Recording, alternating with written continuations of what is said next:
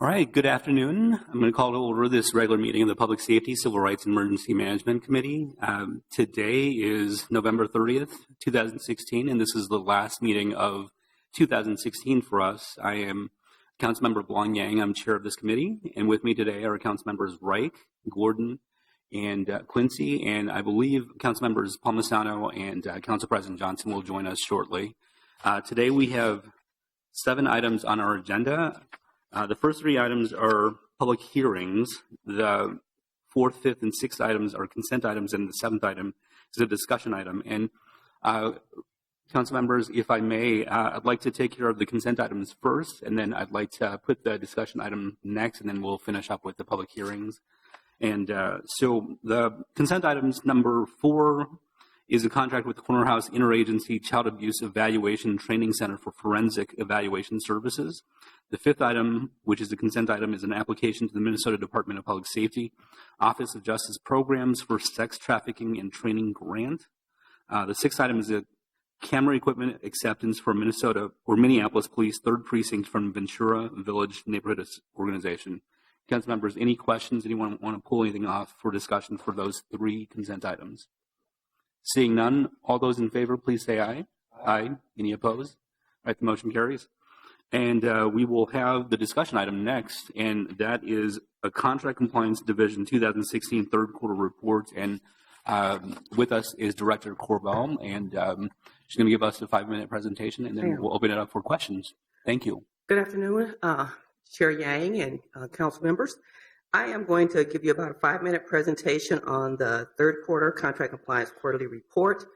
I don't have a PowerPoint. The report is available on the city's Legislative Information Management website and will also be on the department's website after the council approval of the report on December 9th. But I will highlight some items in the report and identify the page numbers if council members want to follow along. The first highlight is that the Contract Compliance Division in the Civil Rights Department has worked on with either full or partial compliance over the last 9 months, I guess it is, $169,300,000. That is of the closed project dollar amounts. That's on page 5. $17.7 million went to combined MBEWBEs. So that's about 10%, 10 or 11%. Also in this last quarter, there were several good faith efforts evaluations, about 22 of them. This information is also on page 5 at the top. There were 3 good faith efforts denials, and I had a question last time we did this report about what creates a good faith efforts denial, and that is each time a project is funded in the city of Minneapolis that requires participation by women and minorities, there is an actual contract goal or project goal set on that project. When the contractor does not meet the stated goal on the contract, there's what's called a good faith efforts evaluation review that's conducted by staff.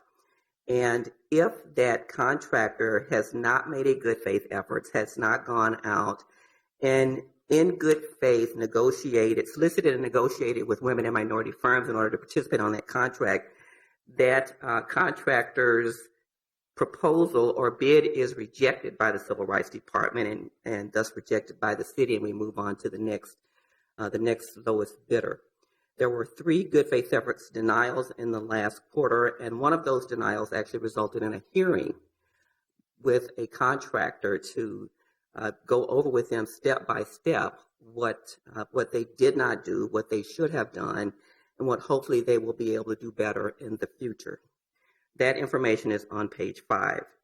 The Contract Compliance Division in the Civil Rights Department also completed 15 new certifications of small minority and women business enterprises. The directory that those firms can be found in, there are 868 total firms in that directory. 531 of them are actually ones that are in the city's marketplace that the city is able to do business with. 117 of those firms are actually located in the city of Minneapolis. Just very quickly, I'll also point out to you on page 8 of the report, since January 1st, women and minorities have worked on about 27% of the hours on the closed projects. That actually results at about a $25 average wage on those projects, roughly to about $8 million that has gone back into communities in the households that are headed by women and minority employees. The Contract Compliance Division also in this quarter has recovered about $50,000 of unpaid wages through the prevailing wage compliance that it does. 19 workers on 8 different projects were either improperly classified according to their actual job that they were doing on the project, or they were underpaid. We like to think that this is unintentional, but regardless, the Contract Compliance Division looks at those wage classifications, looks at the type of work those employees are doing, and they will go back and recoup what essentially amounts to wage theft. And this last quarter, $46,837 was recouped by the staff in the division. And lastly, I will just point out on starting on page 13 of the report, there's a special report on the Target Center renovation.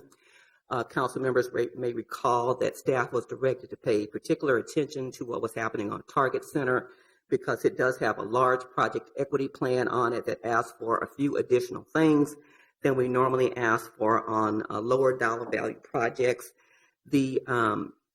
I'll just highlight very quickly for you that Mortensen is the construction contractor on that project. Architectural Alliance was the architectural firm working on that project for professional technical services. So all of the businesses that worked as subcontractors to Architectural Alliance, there's a goal on that project of 19%. Architectural Alliance, with about 84% of the project done, they are trending at 19% participation on that project. With regard to the construction project, there's a 19% combined women and minority business goal on that project. Mortensen is trending through their subs at about 63% participation. For workforce, there's a combined 38% women and minority workforce goal. Mortensen, through their subcontractors, is trending at about 48% participation. So that project is doing very well. That's all that I have, Chair Yang, and we're requesting the report be received and filed. Okay. Council members, any questions? Ms. Corbell, just a quick question. You know, when I'm looking at the charts for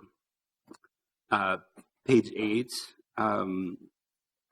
I mean, I guess you can look at it, you know, from 2013 to 14, it was 17 to 18%. And then in 2015, we got to about 21%. And 2016, where we're at now, we're at 22%. And we're, you know, about 10% from where we need to be. I mean, how do we get there? So you're looking at the workforce hours on the project, and we're looking at the graph that's probably a third of the way down to the page. Right. Third quarter 2016 combined 27% participation on the project.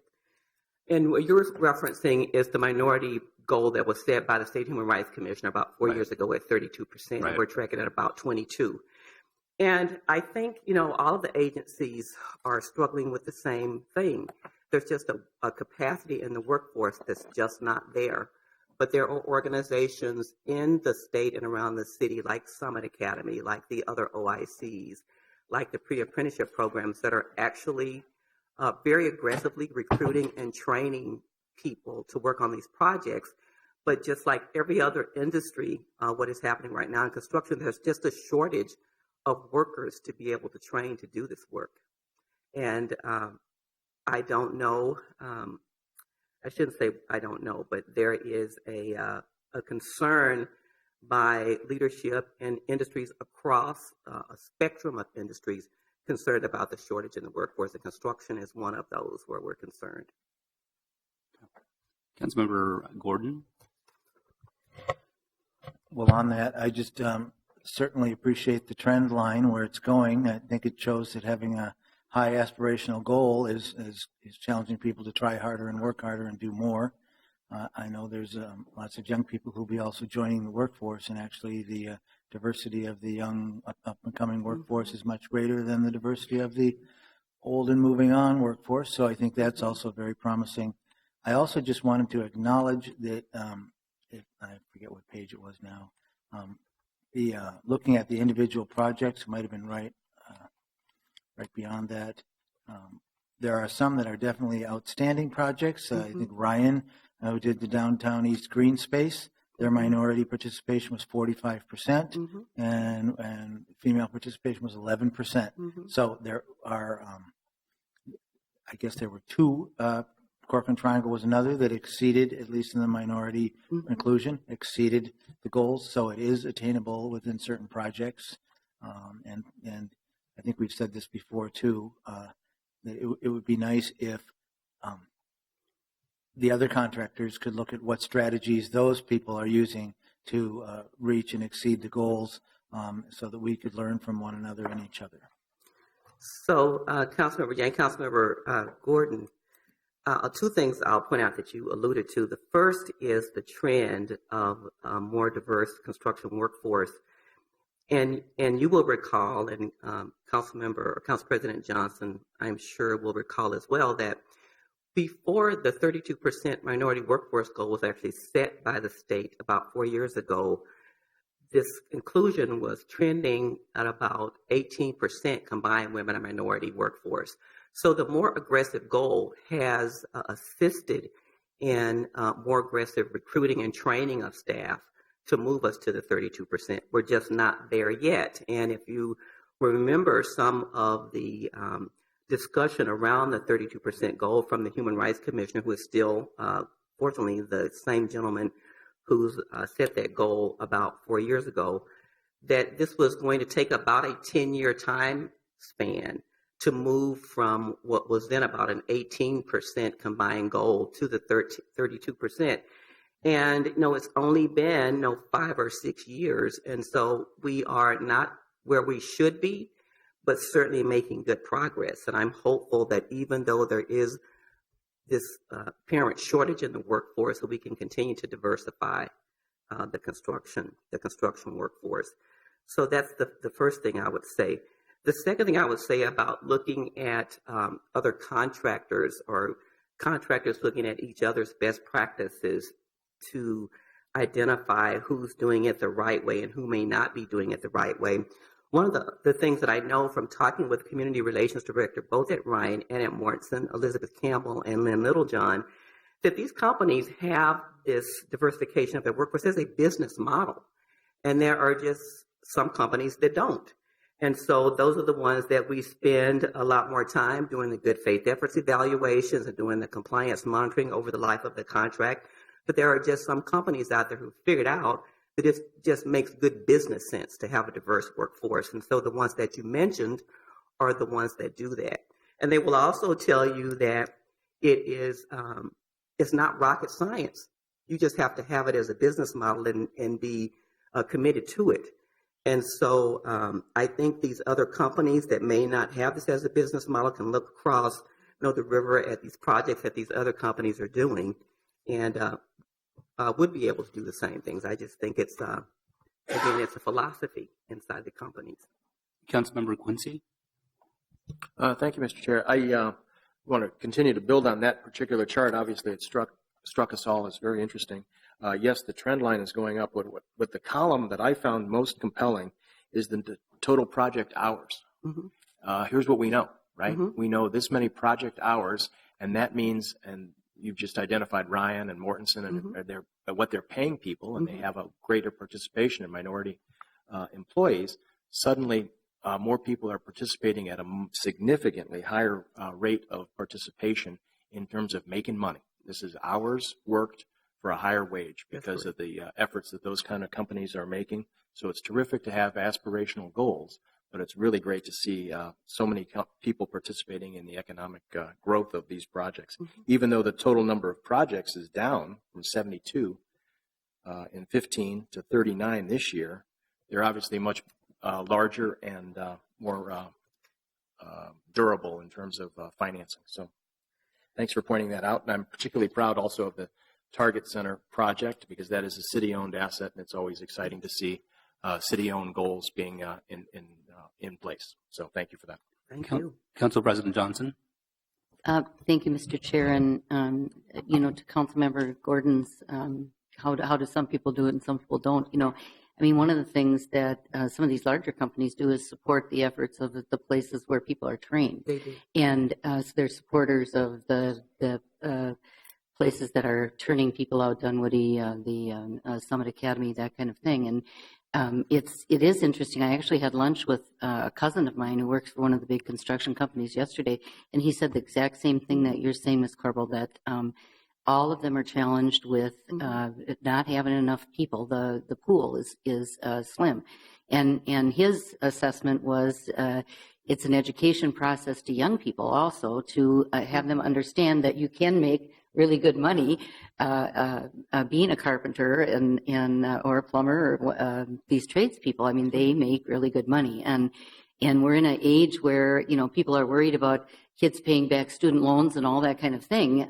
This is a place where you can go and make a good living and pay back those educational costs. So it's an education process also for young people and for families too.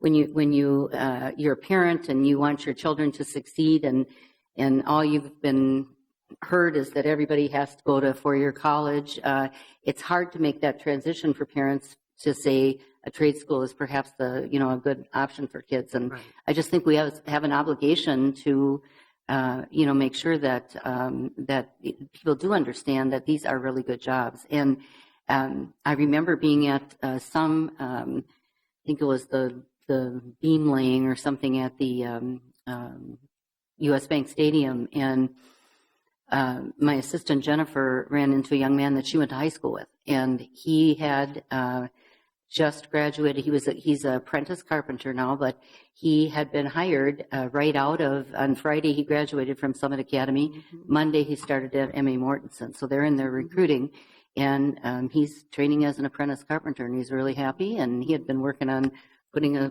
bank of seats in. He was very proud of that. So, it's just, I think we're seeing a sea change, obviously, in a lot of professions.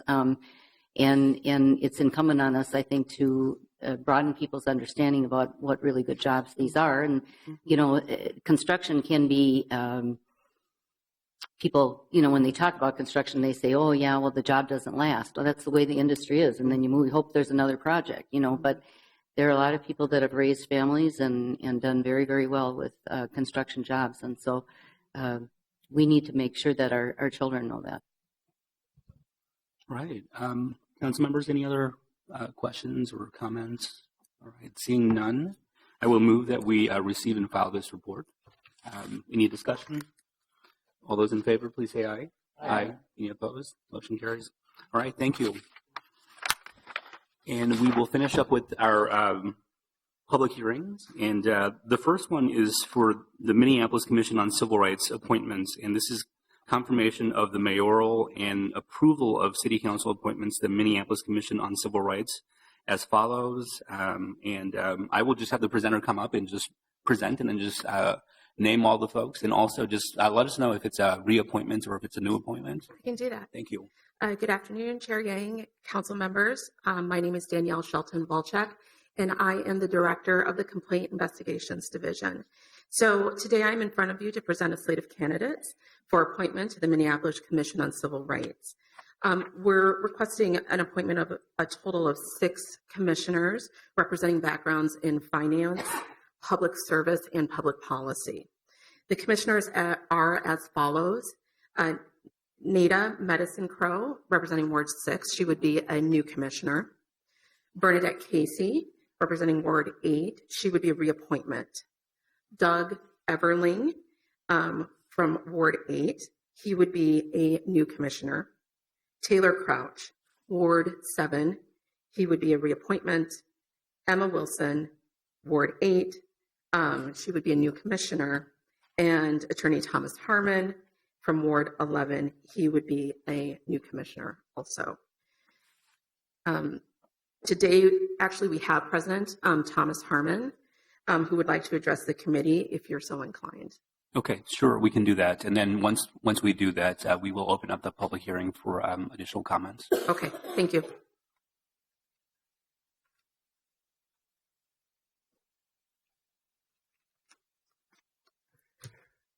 Good afternoon, Commissioners.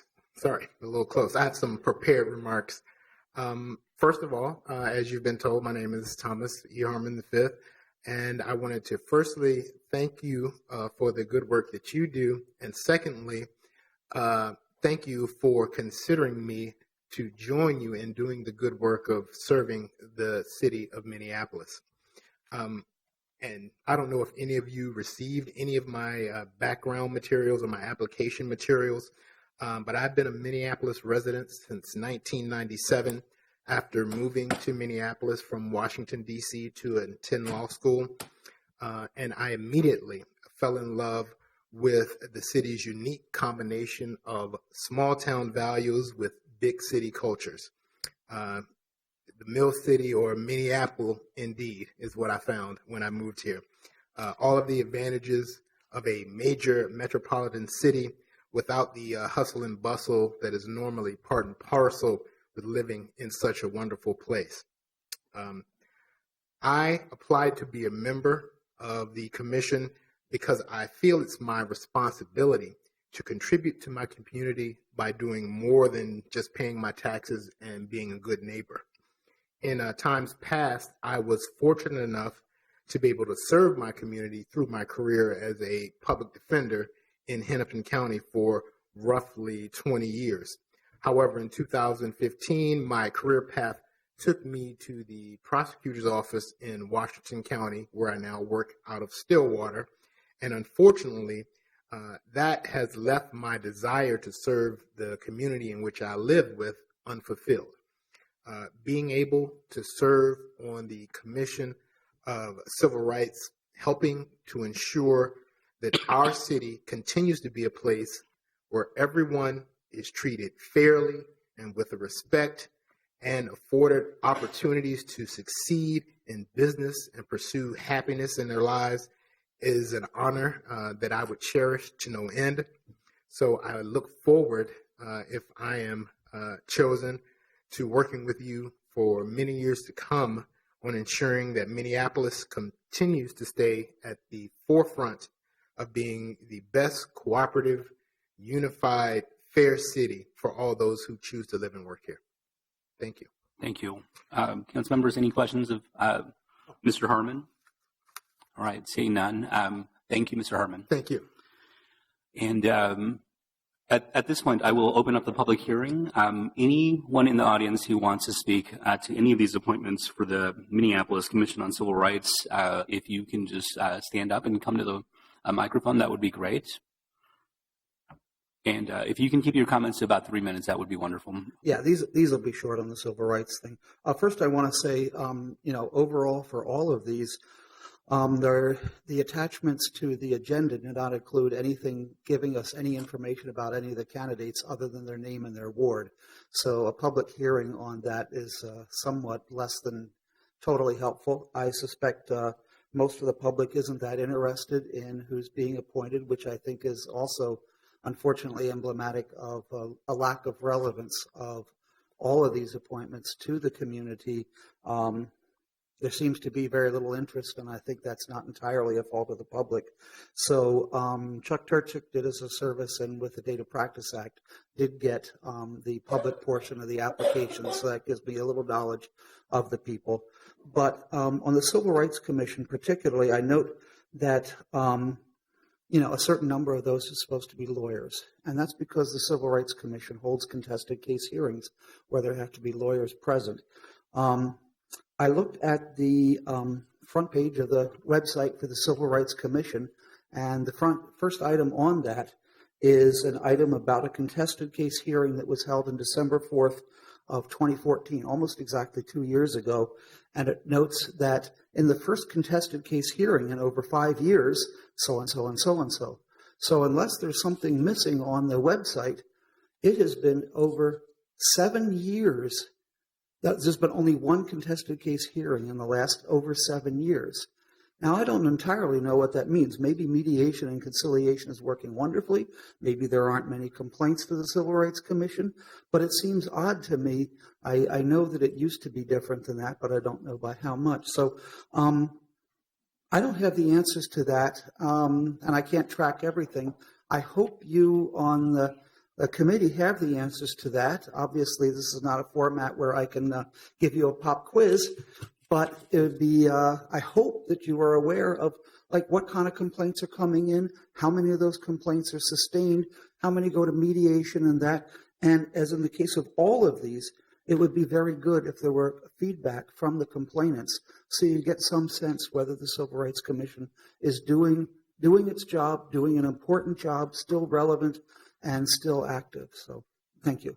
Thank you. And Mr. Bicking, can you stay at the podium and can you give us your name and your address for the record? I'm sorry, but Thank you. Dave Bicking, 4200 Cedar Avenue South. Okay, thank you, sir. Anyone else who wants to give public comment on these appointments?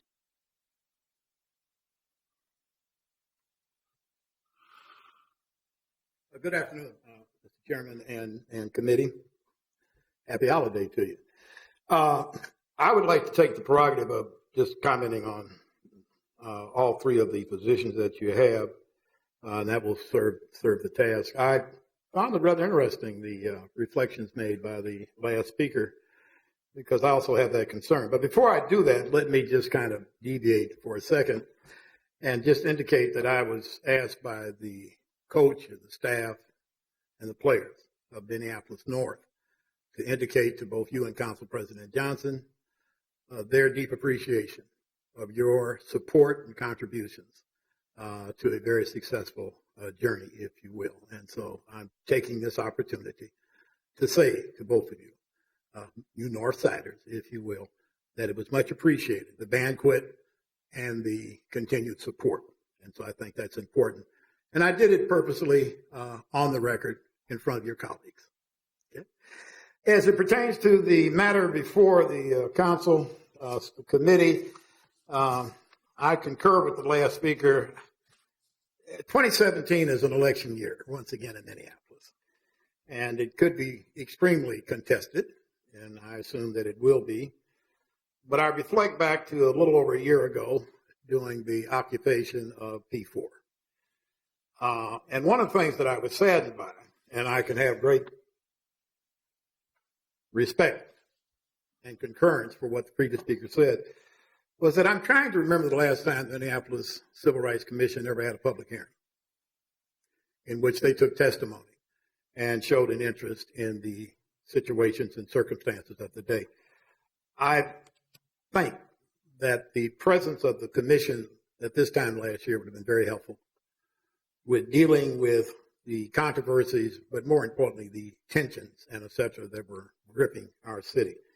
I would hope that this group of commissioners that are going to be confirmed, some reappointments, by the way, so they have to take shared responsibility for carrying out their constitutional duties, that they give more consideration doing what is going to be, as I said earlier, a very contested contest, probably for councilmanic seats and for the mayor.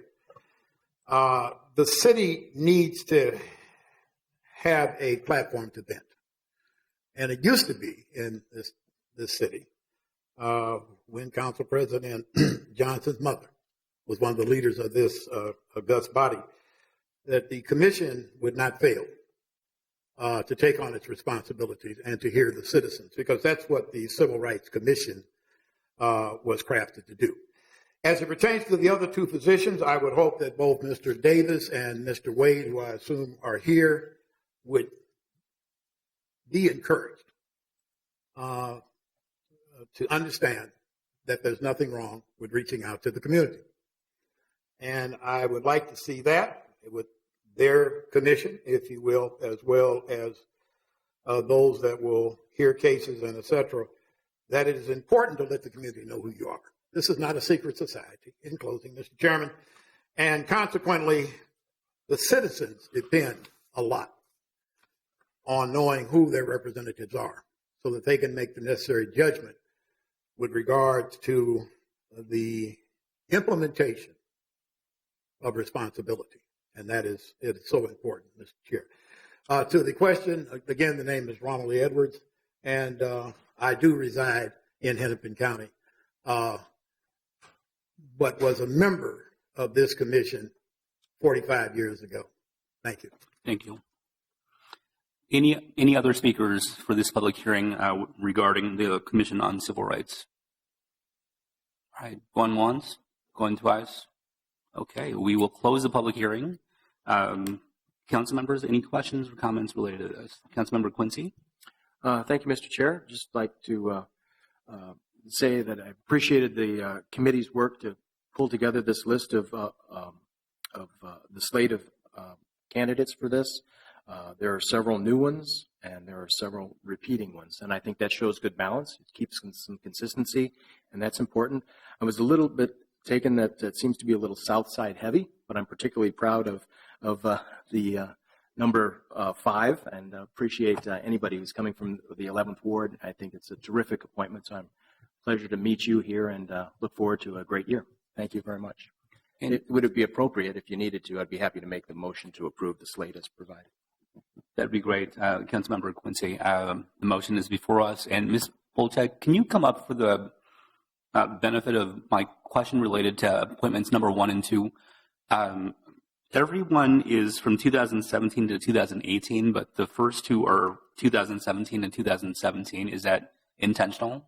Yes, it is. They will be filling open. They will be fulfilling terms that remain open because some commissioners left. Okay, that sounds great. Okay, thank you. Thank you. Yes. All right. Any further discussion on the motion before us? All right. Seeing none, all those in favor, please say aye. Aye. Any opposed? Okay, the motion carries. Thank you.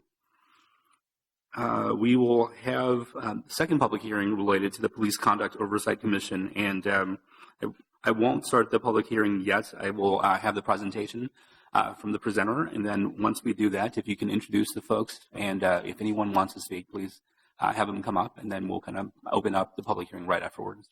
Chair Yang, council members, good afternoon. My name is Imani Jafar. I'm the director of the Office of Police Conduct Review, and I'm here to present the candidates for both the Police Conduct Oversight Commission and the Police Conduct Review Panel for your consideration. Today we have Luke Davis for the Police Conduct Oversight Commission, who would be a new appointment, and Jeffrey Wade of the Police Conduct Oversight Commission, who would also be a new appointment and who's here with a statement. Mr. Davis and several of the other candidates submitted short statements to me via email that I'm happy to